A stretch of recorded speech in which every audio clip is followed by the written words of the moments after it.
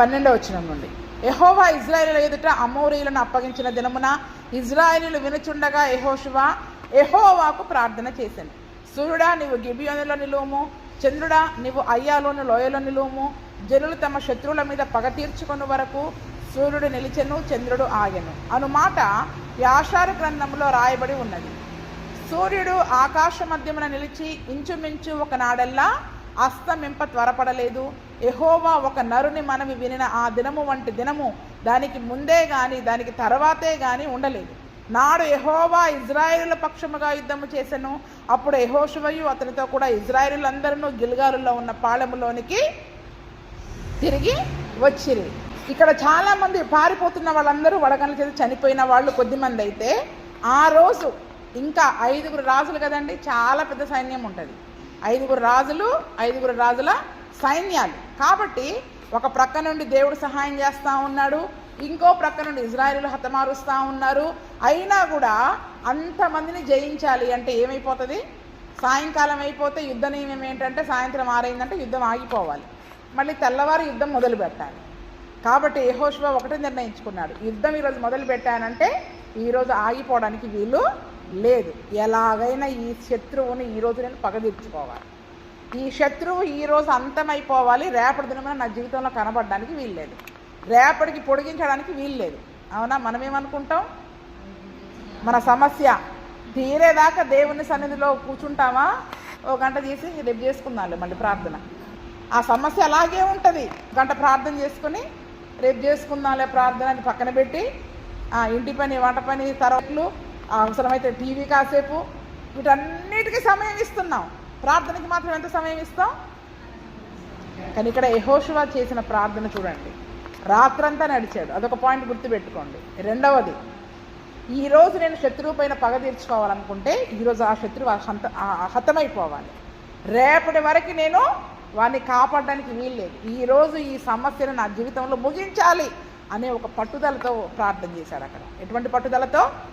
ఒక పట్టుదలతో ప్రార్థన చేశాడు. ఏంటంటే ఈరోజు ఈ శత్రువు హతమైపోవాలి. కాబట్టి హతమైపోవాలంటే మరి రోజు అయిపోతుంది కదా, సాయంకాలం అయిపోతుంది కదా. కాబట్టి అప్పుడు ఏమని ప్రార్థన చేశాడు? సూర్యుడిని, చంద్రుడిని ఆపేశాడు. ఎలా ప్రార్థన చేశాడు? ఎందుకంటే సూర్యుడు అస్తమిస్తే యుద్ధం ఆగిపోద్ది, శత్రువు నెమ్మదిగా పోయి హాయిగా పండుకుంటాడు, వాడు పడుకోవడానికి వీల్లేదు. అంటే శత్రువు గుండెల్లో రైళ్లు పరిగెత్తించేటట్లు యెహోషువ యుద్ధం చేశాడంటే ఎలా ఉంటుంది చెప్పండి? అసలు వామ్ము వీడితో ఎలా, ఎందుకు యుద్ధానికి వచ్చాంరా బాబు అనుకోవాలి. అసలు వాడు ఓపిక ఉండాలన్నా వద్దా? పొద్దున్నే సాయంత్రం వరకు యుద్ధం చేశాక యుద్ధ నియమం సాయంత్రానికి వెళ్ళి విశ్రాంతి తీసుకొని తెల్లవారి మళ్ళీ యుద్ధాలు చేయాలి, అది యుద్ధ నియమం.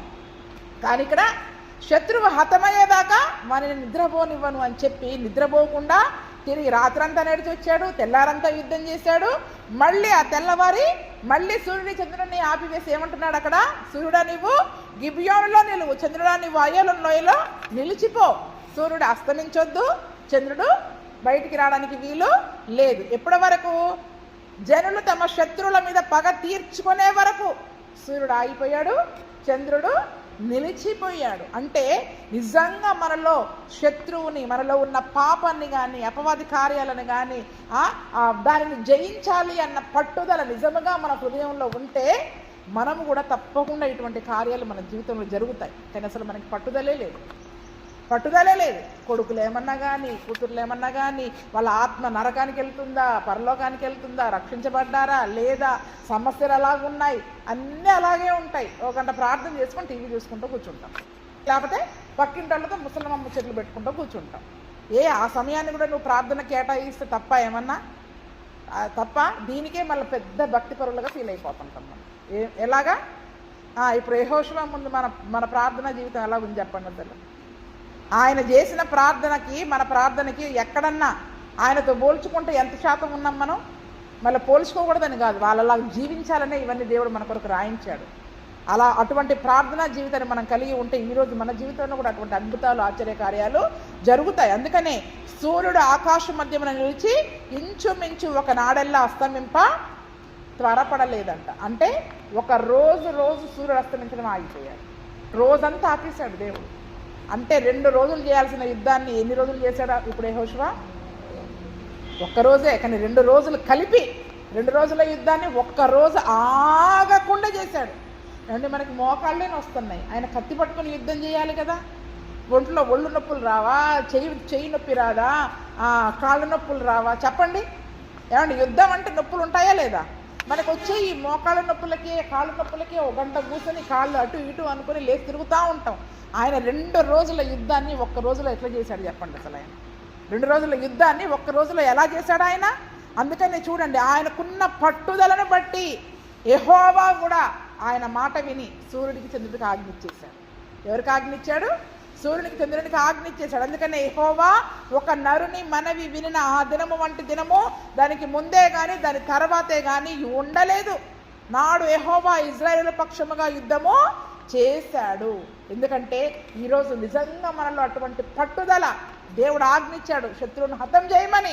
ఆ హతము చేసే సమయంలో పట్టుదలతో నిజంగా మనం ప్రార్థనాపూర్వకంగా వెళ్ళి అటువంటి పోరాటాన్ని మనం పోరాడినట్లయితే దేవుడే మన పక్షంగా ఉంటాడు. సమస్త సృష్టి కూడా మనకు అనుకూలంగా మార్చబడుతుంది కదండి. అక్కడ సూర్యుడిని చంద్రుడిని ఆపివేసేశాడు దేవుడు. మరి యెహోషువ ప్రార్థన విని ఆ యొక్క సూర్య చంద్రుడిని కూడా ఆపేశాడంట. అసలు అటువంటి ఆ రకంగా ప్రార్థన చేయాలన్నదే కానీ అంతకు మునుపు మోషే జీవితంలో కానీ ఏ భక్తుల జీవితాల్లో కూడా జరగలేదు. అది యెహోషువకు మాత్రమే సాధ్యం, యెహోషువకు మాత్రమే సాధ్యమైంది. అంతేకాకుండా యెహోషువ జీవితంలో జరిగిన అతి పెద్ద యుద్ధం ఏంటంటే ఇదే యుద్ధం. ఏం చెప్పండి? అతి పెద్ద యుద్ధం. మామూలుగా ఒక్క దేశాన్ని జయించుకుంటూ వెళ్ళడం వేరు, కానీ 5 దేశాల రాజులను ఒకటేసారి జయించడం అది ఎంత పెద్ద యుద్ధం చెప్పండి. మరి అది ఆగకుండా 2 రాత్రుల్లో 2 పగళ్ళు 3వ దినము వరకు మరి ఆ యొక్క యుద్ధాన్ని వారు అక్కడ జరిగిస్తూనే ఉన్నారు. ఆ రోజు దేవుడే ఇశ్రాయేలుల పక్షంగా యుద్ధం చేశాడు. దేవుడే ఇశ్రాయేలుల పక్షంగా యుద్ధం చేశాడు. అప్పుడు యెహోషువ అతనితో కూడా ఉన్న ఇశ్రాయేలులందరూ గిల్గాలులో ఉన్న పాళెంలోనికి వచ్చారు. ఎప్పుడు ఇంటికి వచ్చారు చెప్పండి? వాళ్ళు యుద్ధం అయిపోవాలి, శత్రువు హతం అయిపోవాలి. అక్కడ శత్రువుని హాయిగా విడిచిపెట్టి వచ్చి ఇంటికి వచ్చి పడుకోవడం కాదు, విశ్రాంతి తీసుకోవడం కాదు. ఈరోజు క్రైస్తవులు మెలకువగలిగి లేకపోవడానికి కారణం ఏంటంటే సమస్యలానే ఉంటుంది. మనం హాయిగా మిగిలిన పనులకి, నిద్రకి, ముసలమ్మ ముచ్చట్లకి, టీవీలకి సమయాన్ని కేటాయిస్తున్నాం. కానీ పట్టుదలతో నాకు ఈ సమస్యని హతము చేసే వరకు, ఈ నాలో ఉన్న ఈ పాపాన్ని, ఈ చెడుతనాన్ని హతము చేసే వరకు, దేవుడు చంపమన్న వాటిని హతము చేసే వరకు నేను నిద్రపోను, వాటిని నిద్రపోను అనే పట్టుదలతో కూడిన ప్రార్థనా జీవితాన్ని ఈరోజు మనం కలిగి ఉండాలి. శత్రువు హతం చేయమన్నాడు. మనలో ఎన్ని శరీర కార్యాలు ఉన్నాయి, ఎంత చెడుతనం మనలో ఉంది.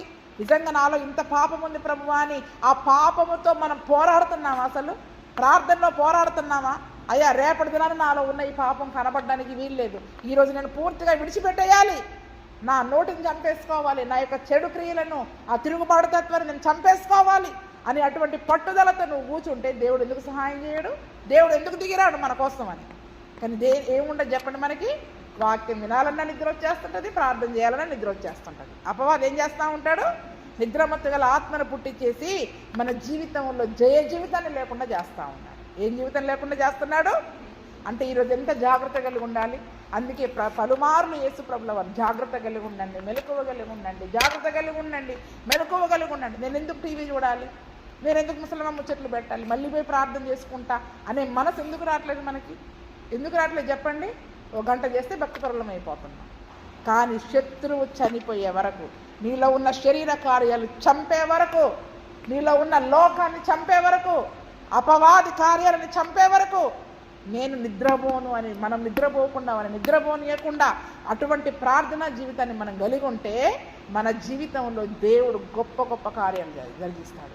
అప్పుడు విశ్వాసం ఉండాలమ్మా, విశ్వాసం ఉండాలి. ఏలియా కూడా మనలాంటి స్వభావం గల మనుషుడే కదా. పట్టుదలతో ప్రార్థన చేస్తే ఆకాశం తెరవబడిందా లేదా? ఇప్పుడు దేవుడు ఏమంటున్నాడు? అటువంటి పట్టుదల కావాలి ముందు మనకి. ఆ పట్టుదల లేకుండా చేస్తే జరగట్లేదంటే ముందు పట్టుదల లేదనే అర్థం. అందుకని విశ్వాసం కావాలి. అమ్మో మేము అలా చేయలేము, అసలు ఆ మాటే మనలోకి రావడానికి లేదు. అపవాది తంత్రం అది. ఏంటి? అబ్బు నువ్వేడ చేస్తావు, నువ్వు ఇంత బలహీనరాలివి కదా అని ముందే ఏం చేస్తాడు? మన బలహీనతను గుర్తు చేస్తాడు. నీకు అసలే కాళ్ళ నొప్పులు కదా, నీకు అసలే ఆ బలహీనత కదా, నీ వల్ల ఏమైంది అని ముందే అపవాది ఏం చేస్తాడు చెప్పండి? ఇక్కడ చెవుల్లో సీసం పోసేసి కూర్చుంటాడు.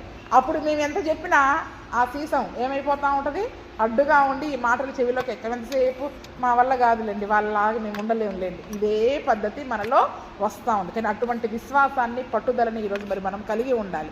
చూడండి, యుద్ధంలో గొప్ప జయాన్ని మరి వారు పొందుకున్నారు. సైన్యం అంతా హతము చేసేశారు.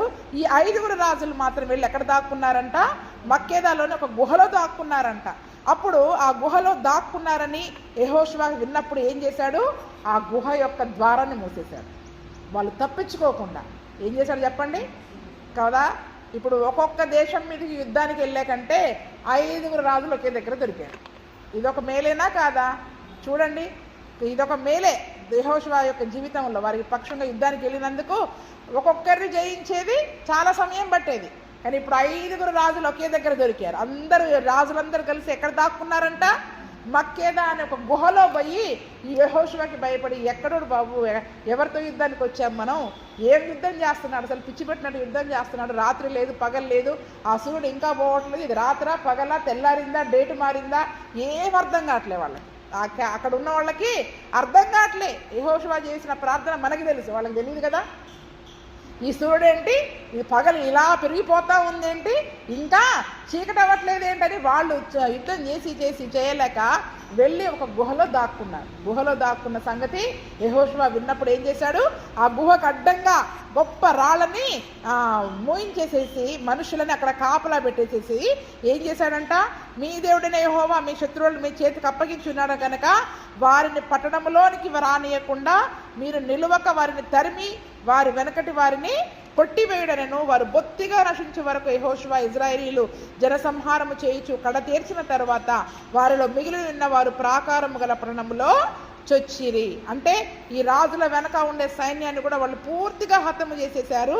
తరువాత వాళ్ళందరినీ హతము చేసిన తర్వాత ఈ మక్కేదాలో ప్రాంతంలో ఉన్న పాలెములోకి అంతా ఇజ్రాయేలు యొక్క సైన్యం అంతా క్షేమంగా వచ్చేశారు.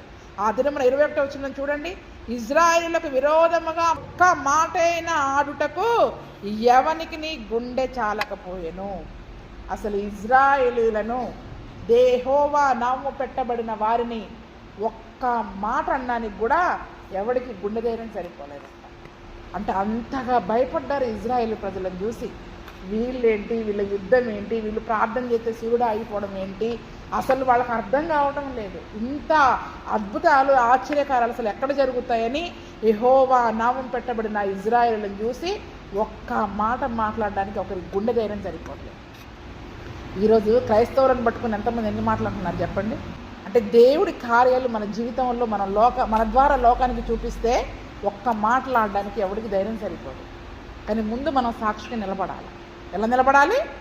ముందు మనం సాక్షిగా నిలబడాలి. అటువంటి పట్టుదలతో కూడిన ప్రార్థన చేసి, దేవా ఈ పేరు పెట్టబడిన ఈ ప్రజలకు వ్యతిరేకంగా మాట్లాడడానికి ధైర్యం ఎవరికి సరిపోవడానికి వీళ్ళది, అట్టి సాక్షిగా నిలబెట్టు అని ఈరోజు మనం ప్రార్థన చేసి నిలబడ్డట్టయితే ఎవడు మాట్లాడతాడు చెప్పండి ధైర్యం కలిగి?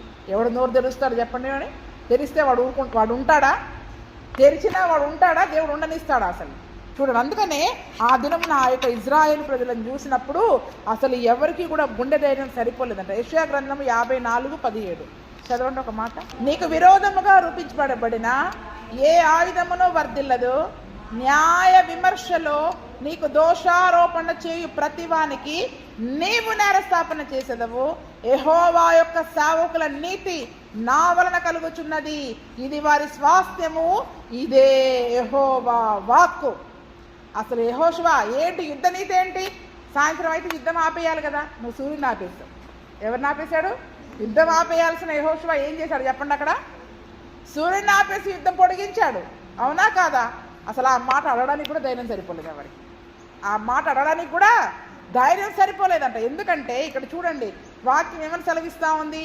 నీకు విరోధంగా రూపించబడిన ఏ ఆయుధమో వర్ధిల్లదు. ఈరోజు నిజముగా అటువంటి పట్టుదలతో యథార్థముగా, నీతిగా, పరిశుద్ధముగా మనం జీవించినట్లయితే మనకు వ్యతిరేకంగా ఎంతమంది ఆయుధాలు నోరనివ్వండి, ఎంతమంది ప్లాన్లు వేయనియండి, ఏమన్నా చేయనియండి, ఏమీ జరగవు. అంతేకాదు న్యాయ విమర్శలో ఏం జరుగుద్దంట?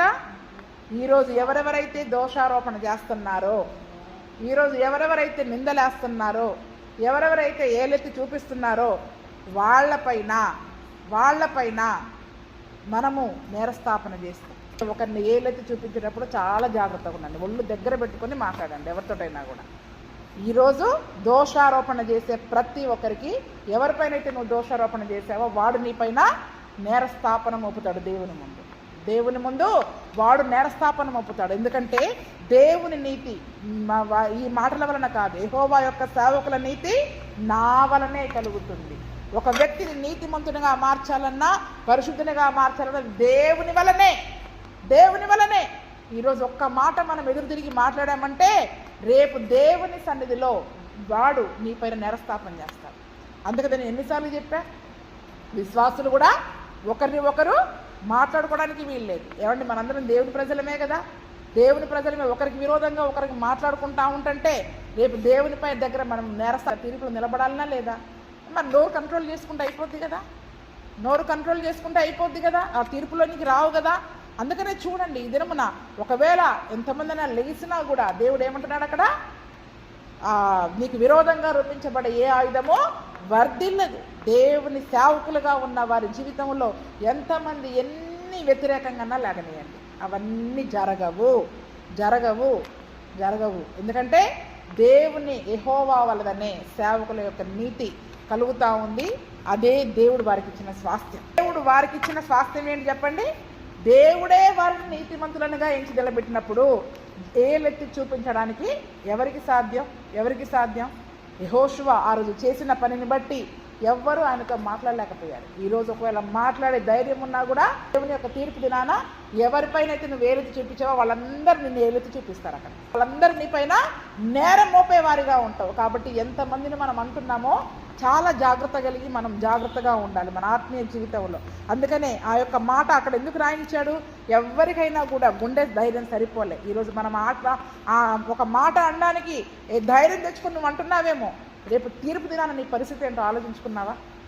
తీర్పు దినాన మన పరిస్థితి ఏంటో ఆలోచించుకుంటున్నావా అసలు మనము? అందుకనే చూడండి, ఆ దినమున ఇజ్రాయేలులకు కానీ యెహోషువతో కానీ ఒక్క మాట కూడా ఎవరూ మాట్లాడలేదంట. అంతలో యెహోషువ ఏమంటున్నాడు, ఆ గుహకు అడ్డం తీసివేసి ఆ రాజులందరినీ నా దగ్గరికి తీసుకొని రమ్మని చెప్పినప్పుడు వాళ్ళు ఆ యొక్క 5 రాజులను కూడా యెహోషువ దగ్గరికి తీసుకొని వచ్చారు. అప్పుడు యెహోషువ ఇజ్రాయేలు యొక్క అధిపతులను పిలిపించారు. అధిపతులు యుద్ధం చేసే ముఖ్యులైన వారిని పిలిపించి ఏమని చెప్తున్నారు తెలుసా? 5 రాజులను పడుకోబెట్టేశారు. ఎలాగా? 5 రాజులని పడుకోబెట్టేసేసి యోధులను పిలిచి వాళ్ళ మెడపైన మీ కాళ్ళు పెట్టమన్నాడు. వాళ్ళు ఎవరు చెప్పండి? ఒక దేశానికి రాజులు, పరాక్రమము గల రాజులు, వాళ్ళు యుద్ధ నైపుణ్యం కలిగిన రాజులు. వాడి యొక్క తలపైన కాలు పెట్టాలంటే అసలు ముందు మనకి ఏం కావాలి చెప్పండి? ధైర్యం కావాలా లేదా? సరే, వాడు శత్రువే కావచ్చు, మన చేతికే చిక్కాడు, అయినా ఏం చేయాలి చెప్పండి? వాడి తలపైన మీరు మీ పాదాలు పెట్టండి అంటే వాళ్ళు భయపడుతున్నారు. భయపడుకుంటానే ఏం చేశారు? బాబు ఈయనేంటి యెహోషువ మా కాళ్ళు పెట్టమంటున్నాడని చెప్పేసి ఆ యొక్క పాదాలు ఉంచారు. అప్పుడు యెహోషువ వారితో అంటున్నాడు, మీరు భయపడకుడి, జడియకుడి, దృఢత్వము వహించి ధైర్యముగా ఉండుడి. మీరు ఎవరితో యుద్ధము చేయుదురో ఆ శత్రువులందరికీ యెహోవా వీరికి చేసినట్లు చేయును అనెను. తర్వాత యెహోషువ వారిని కొట్టి చంపి 5 చెట్ల మీద వారిని ఉరిదీసెను. వారి శవములు సాయంకాలము వరకు ఆ చెట్టు మీద వ్రేలాడుచుండెను. ప్రొద్దుగుంకు సమయాన యెహోషువ సెలవీయగా జనులు చెట్ల మీద నుండి వారిని దించి వారు దాగిన గుహలోనే ఆ శవములను పడవేసి ఆ గుహ ద్వారమున గొప్ప రాళ్లను వేసిరి. ఆ రాళ్ళు నేటి వరకు ఉన్నది. వాళ్ళు ఎక్కడైతే దాక్కున్నారో చివరికి ఏం చేశారంటే యెహోషువ అందులోనే వేసేసి సమాధి చేసి పడేశాడు. వాళ్ళని ఏం చేశాడు? ముందు పిలిపించాడు. యోధులకి మీరు వాళ్ళ తలలపైన మెడలపైన కాళ్ళు పెట్టేసేయండి అంటే వాళ్ళు ఈ దేశానికి రాజు కావచ్చు. కానీ మన రాజు ఎవరు చెప్పండి? జీవము గల యేసుక్రీస్తు మనకి రాజు. ఆ రాజుకు భయపడాలి. ఈ లోకంలో ఏ రాజులకి మనం భయపడడానికి వీలు లేదు. అందుకనే రాజులను నమ్ముకోవద్దు, రాజులకి భయపడొద్దు. మనుషులను ఆశ్రయించడం కంటే యెహోవాను ఆశ్రయించడం మేలు. ఎన్ని వాక్యాలు చెప్పినా మళ్ళీ మనకి మనుషులే కావాలి, లోకమే కావాలి, మనుషులే కావాలి. ఈ రాజులకి రాజైన ఈయన కావాలి, ఆయన కావాలంటే కుదరదు. ఈరోజు మన జీవితంలో అద్భుతాలు, ఆశ్చర్యకార్యాలు జరగకపోవడానికి ఇదే కారణం. లోకంలో ఉంటున్నాం, మళ్ళీ దేవునిలో ఉన్న 2 పడవల మీద కాళ్ళు వేస్తే మన ఆత్మీయ జీవితమే ప్రమాదంలో పడిపోతుంది. మన ఆత్మీయ జీవితమే ప్రమాదంలో పడిపోద్ది. అందుకని అంటున్నాడు అక్కడ యెహోషువ, మీరు వాళ్ళు రాజులు అని చెప్పి భయపడాల్సిన అవసరమే లేదు. కీర్తనల గ్రంథం 149, 8, 9 వచనాలు చదవండి. ఆయన భక్తులందరికీ ఘనత ఇదే, యెహోవాను స్తుతించుడి. 7వ వచనం కూడా చూడండి.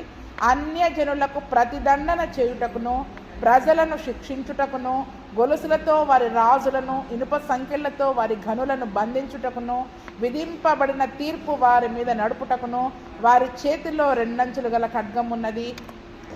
ఆయన భక్తులందరికీ, ఈరోజు ఆయన భక్తులముగా, ఆయనని సేవించే వారముగా దేవుడు మనకిచ్చిన ఘనత ఏంటి చెప్పండి? మన శత్రువుని మన కాళ్ళ కింద వేసి చిత్తం కొట్టడం. అక్కడ రాజుల యొక్క మెడపైన కాలు పెట్టారా లేదా? ఎందుకు పెట్టమన్నారు? శత్రువులు కాబట్టి. ఈరోజు ఘనత వచ్చిందా లేదా? ఇజ్రాయేల్ ప్రజలకు ఆ యోధులు ఎంత గ్రేట్గా చెప్పుకుంటారు. ఓ యెరూషలేము రాజు నా కాళ్ళ కింద ఉన్నాడు, నా కాళ్ళ కింద ఆయన నుంచి నలిపేశాను నేను. అసలు ఆయన ఎంత గొప్ప రాజు అన్న, ఆయన గురించి ఎన్ని పుస్తకాలన్నా ఉండనియండి, ఎంత గొప్ప చరిత్ర అన్నా ఉండనియండి, కానీ ఎవరి కాళ్ళ కింద ఉన్నాడు ఇప్పుడు వచ్చి? దేవుని నామం పెట్టబడిన ఇజ్రాయేలీయుడనే వాడి కాళ్ళ కింద ఉన్నాడు. అంటే ఈరోజు శత్రువు ఎక్కడుండాలి చెప్పండి? ఇప్పుడు మనం సంకలో వేసుకుని తిరుగుతున్నాం. ఎక్కడుండాలి? చంపమన్న వాటన్నిటిని ఎక్కడ పెట్టుకుని తిరుగుతున్నాం చెప్పండి? ఫ్రెండ్షిప్ చేసి చక్కగా ఇలా చేతిలో చేసుకొని హాయ్ బాయ్ అనుకుంటూ తిరుగుతున్నాం. ఎక్కడి నుండి వస్తుంది చెప్పండి ఘనత? ఆయనని సేవించే భక్తులకి ఘనత ఎలాగొస్తుందంటే శత్రువుని మన కాళ్ళ కింద చితకదొక్కినప్పుడు. అందుకనే అపవాదిని మీ కాళ్ళ కింద శీఘ్రముగా చితకదొక్కిస్తాడని మనం చదువుకున్నామా లేదా? అవునా? శీఘ్రముగా చితకదొక్కిస్తాడంటే యెహోషువ అలాగ పట్టుదల కలిగి ప్రార్థించి, రాత్రంతా కలిగి ప్రార్థించి పట్టుదల కలిగి, అయ్యా వాడు నా కాళ్ళ కింద ఉండాలి. అపవాదిని, శత్రువుని, సాతాను తంత్రాలని మన కాళ్ళ కింద ఉంచాలి, కానీ ఇక్కడ ఉంచుకోవడానికి లేదు, ఇక్కడ ఉంచుకోవడానికి లేదు. వాడితో కలిసి నడవడానికి వీలు లేదు. వాళ్ళు రాజులైనప్పటికీ కూడా శత్రువులే కాబట్టి వాళ్ళని చంపాల్సిన బాధ్యత ఉంది. వాళ్ళని బ్రతకడానికి వాళ్ళు వీల్లేదు. అందుకనే ఊపిరి గల ప్రతిదానిని నిర్మూలన చేసేసాడు. అందుకని ఆ దినమున మరి వాళ్ళు చెప్పుకొని ఉంటారు కదా, ఏ రాజులనైతే వాళ్ళ కాళ్ళ కింద ఉంచుకున్నారో వాళ్ళందరూ ఎంత గ్రేట్గా చెప్పుకొని ఉంటారు, నేను ఈ రాజుని చంపా అని. అంటే నిజంగా ఈ దినమున మరి సాతాను అధికారం అంతటిపైన దేవుడు మనకు అధికారం ఇచ్చాడా లేదా? ఈరోజు శత్రువు బలం అంతటిపైన అధికారం ఇచ్చాడా లేదా? పాములను, తేళ్లను చితకదు రొక్కుతావు, భుజంగములను, నాగుపాములను నీవు చితకదు రొక్కుతావు. వాగ్దానం ఉందా లేదా? ఈరోజు త్రొక్కట్లేదు, మనం మెడలో వేసుకుని తిరుగుతున్నాం. ఏం చేస్తున్నాం చెప్పండి? ఆ పాపాన్ని మెడలో వేసుకుని తిరుగుతున్నాం. చాలా బాధపడాల్సిన విషయం, విచారపడాల్సిన విషయం. ఆత్మీయ జీవితంలో ఎక్కడున్నాం మనం అసలు ఇప్పుడు? అందుకనే ఏదో ఒక దినమున ఏదో ఒక సమస్య ద్వారా అది మనల్ని ఏం చేస్తుందా? పాపం మనల్ని సమస్యల్లో పడేస్తూ ఉంది. అది మన కాలు కింద ఉండాలి, దాన్ని మనం చితకదొక్కాలి. అప్పుడే ఈ లోకములో ఘనత. ఎలా చితకదొక్కావు? ఇంత పెద్ద సమస్య నువ్వు ఎలా చితకదొక్కేసావు? ఇంత పెద్ద అలవాటు నువ్వు ఎలా మానుకున్నావు? నా కాళ్ళ కిందేసి తొక్కేసేదాన్ని, నా కాళ్ళ కిందేసి నేను తొక్కేశానని మనం ధైర్యంగా చెప్పగలగాలి. మనలో ఉన్న అలవాట్లు, చెడు అలవాట్లు, పద్ధతులు, సాతానుక సంబంధమైన క్రియలు, శరీర కార్యాలని కాళ్ళ కిందేసి చితకదొక్కండి. అబ్బా నాకు ఈ అలవాటు ఉంది అని మనకి మనం గ్రేట్గా చెప్పుకోవడం కాదు, మన కాళ్ళ కిందేసి చితకదొక్కాలి. శత్రువు సైన్యంలో ఒక్కరు కూడా బ్రతకడానికి వీల్లేదని దేవుడు ఆజ్ఞించాడు. కనాను దేశంలో అక్కడ ఏం చేశాడు? రాజులందరినీ కూడా చంపేశారు, కాళ్ళ కిందేసి తొక్కి. అంటే అది ఒక రకమైన అవమానానికి సూచన. తర్వాత చంపి ఊరేసేశారు. ఏం చేశారు? 5 చెట్లకి 5 రాజులని ఉరిదీసి సాయంకాలం వరకు ఉంచి, సాయంకాలం అయ్యాక గుహలో పడేసేసి మళ్ళీ రాయి అడ్డం పెట్టేశాడు. ఈరోజు దేవుడు చంపమన్న వాటిని, మనలో ఉన్న చెడుతనము, శరీర కార్యాలు, పాప సంబంధమైనవి, ప్రాచీన స్వభావాన్ని చంపమన్న వాటిని మనం మన కాళ్ళ కింద ఉంచి చంపుతున్నామా? మెడలో ఆభరణం లాగేసుకుని తిరుగుతున్నామా? చెప్పండి. ఇప్పుడు ఎంత గ్రేట్ తెలుసా? నాకు ముక్కు మీద కోపం. గ్రేట్ చెప్పుకుంటావా లేదా? నేను మాట అంటే పడను, చెప్పుకుంటావా లేదా? అది మన కాళ్ళ కింద ఉండాలా, మన మెడలో ఉండాలా? చెప్పండి. ఇప్పుడు ఆ దినాన్ని వాళ్ళు చేశారు ఆ రకంగా. దేవుడు చెప్పినట్టు చేసుకుంటూ వచ్చేసారు. చూడండి, ఒక గొప్ప యుద్ధం. అదే దేవుని ప్రజలకు ఘనత. ఆయన భక్తులందరికీ ఘనత ఎప్పుడు వస్తుంది చెప్పండి? దేవుడు చంపమన్న వాటిని విడిచిపెట్టకుండా కాళ్ళ కింద వేసి తొక్కినప్పుడే మన జీవితాన్ని ఘనపరుస్తాడు దేవుడు. నన్ను ఘనపరిచి వారిని నేను ఘనపరుస్తా అన్నాడు. దేవుడిని ఘనపరచడం అంటే ఏంటి? ఆయన చంపమన్నదాన్ని నువ్వు చంపేయి అంతే. ఇంకా వెనక ముందు ఆలోచించి ఇది చంపితే ఎలాగా, మరి మాకు అలా ఇది లేకపోతే ఎలాగా అనుకొని మనం ఉంటే కనుక ఇప్పుడు మనల్ని ఘనపరచడు.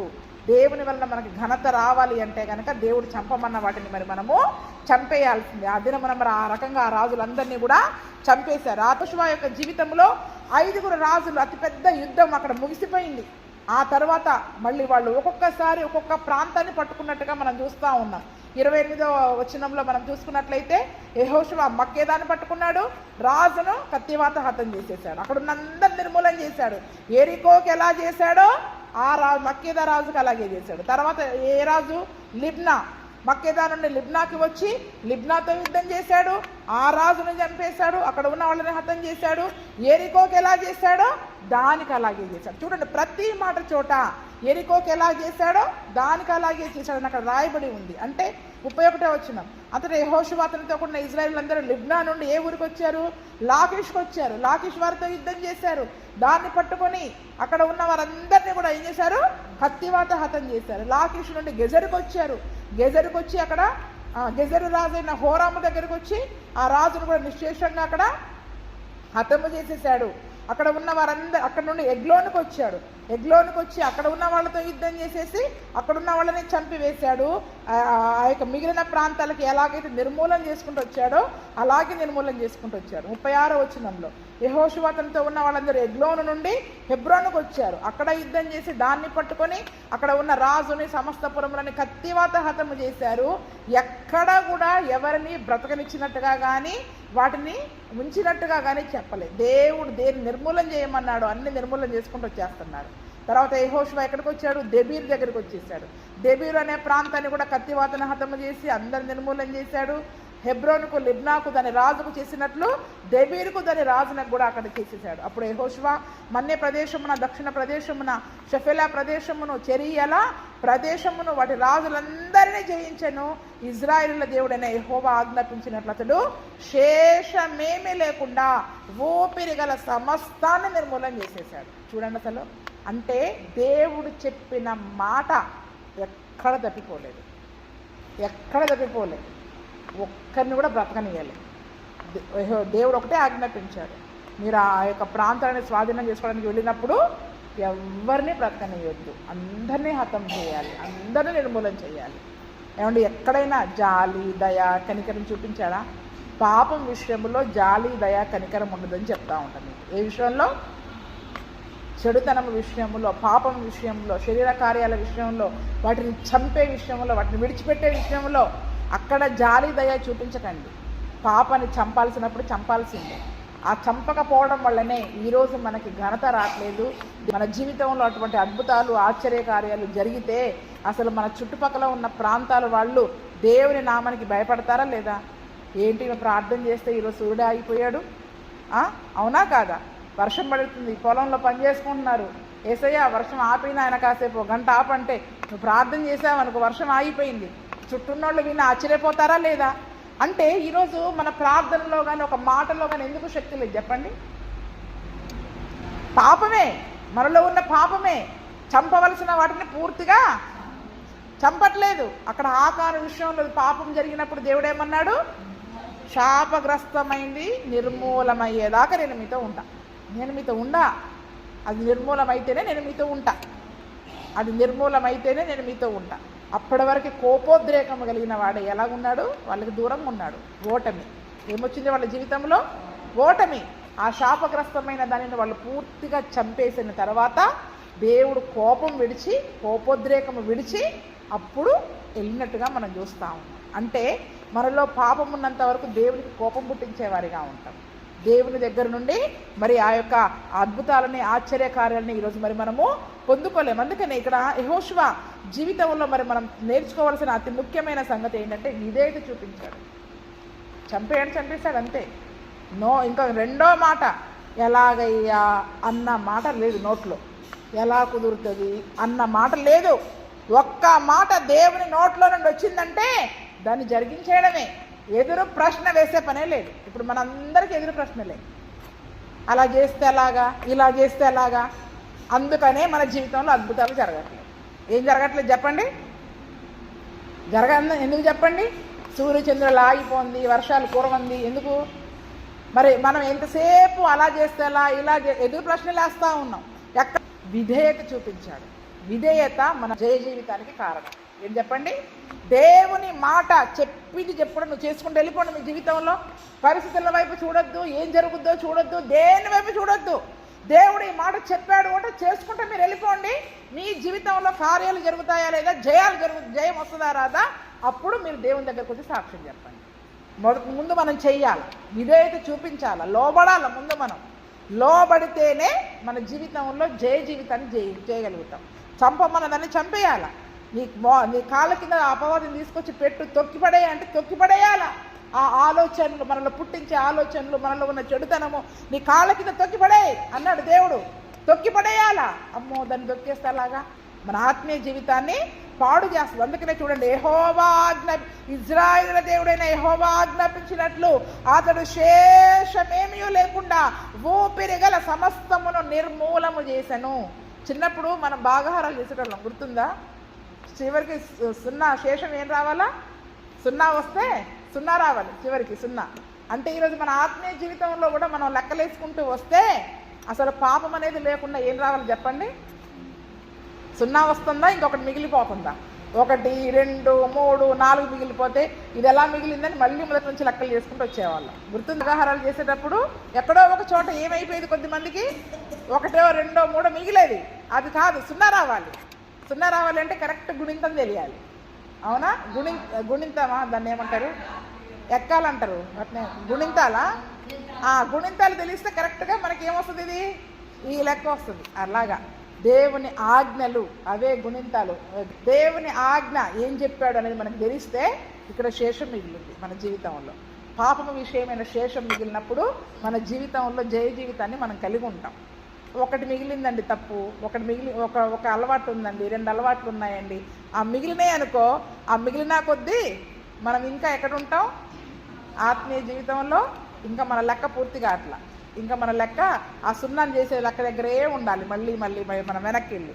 అందుకని ఆ దినమున యెహోవా ఆజ్ఞాపించినట్లు శేషమేమీ లేకుండా ఎవరెవరిని చంపమన్నాడో, దేన్ని చంపమన్నాడో, దేన్ని కాల్చేయమన్నాడో అన్నిటినీ, ఊపిరి గల సమస్తాన్ని యెహోషువ నిర్మూలన చేశాడు.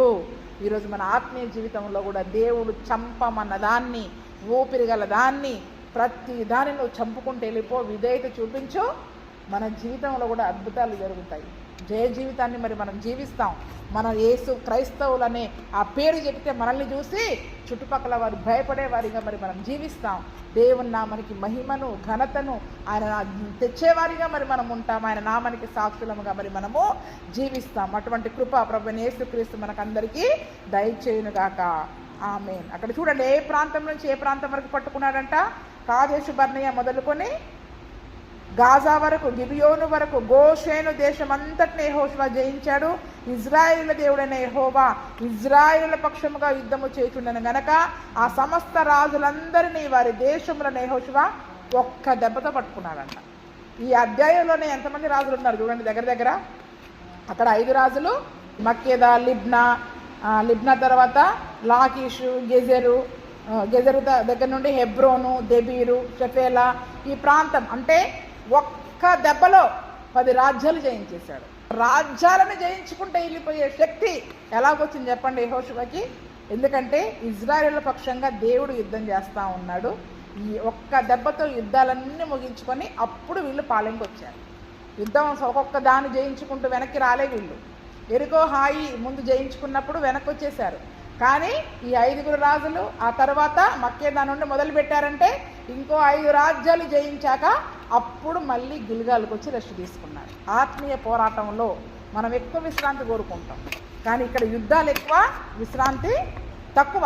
ఎందుకంటే మనకు ఉన్నది సమయం కొద్దిగానే. అవునా కాదా? సమయం కొద్దిగానే ఉందని అపవాదికి తెలుసు. అందుకనే గర్జన సింహంలాగా ఎవరిని పట్టుకోవాలా అని చూస్తున్నాడు.